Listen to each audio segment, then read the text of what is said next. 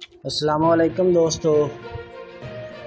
India کی سرحد پر تازہ جھڑپیں جس سے انڈیا کا بہت زیادہ نقصان ہو گیا ہے۔ ذرائع کے مطابق انڈیا کی دو شمال مشرقی ریاستوں آسام اور میزورم کے درمیان پیر کو ایک سرحدی جھڑپ میں آسام کے کم از کم 6 پولیس اہلکار ہلاک اور 50 سے زیادہ افراد زخمی ہوئے ہیں۔ اس وقت دونوں ریاستوں کی سرحد پر زبردست کشیدگی ہے۔ مرکزی وزیر داخلہ امت شاہ صورتحال کو قابو میں لانے کے لیے دونوں ریاستوں کے وزرائے اعلیٰ سے بات چیت کر رہے ہیں۔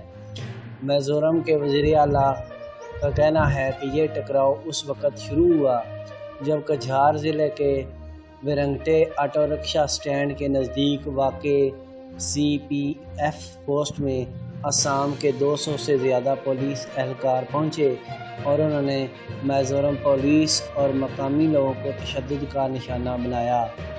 جب مقامی لوگ جمع ہونے لگے تو ان پر لاٹھی چارج کیا گیا اور آنسو گیس کے گولے داغے گئے۔ اس میں متعدد افراد زخمی ہوئے۔ اعلیٰ پولیس اہلکاروں نے آسام پولیس کو سمجھانے کی کوشش کی۔ وزیر اعلیٰ کے مطابق کشیدگی کے درمیان آسام پولیس نے دستی بم پھینکے اور فائرنگ کی، جس کے جواب میں میزورم پولیس نے بھی فائرنگ کی۔ دوسری جانب آسام کے وزیر اعلیٰ نے کہا ہے کہ یہ تنازعہ اس وقت شروع ہوا ہے جب میزورم حکومت نے آسام کے علاقے لیلا پور میں سڑک تعمیر کرنی شروع کی۔ اسی سلسلے میں آسام پولیس کے انسپکٹر جنرل، DIG اور SP جیسے اعلیٰ اہلکار وہاں گئے تاکہ انہیں حالات یوں کہ توں قائم رکھنے کے لیے سمجھایا جا سکے۔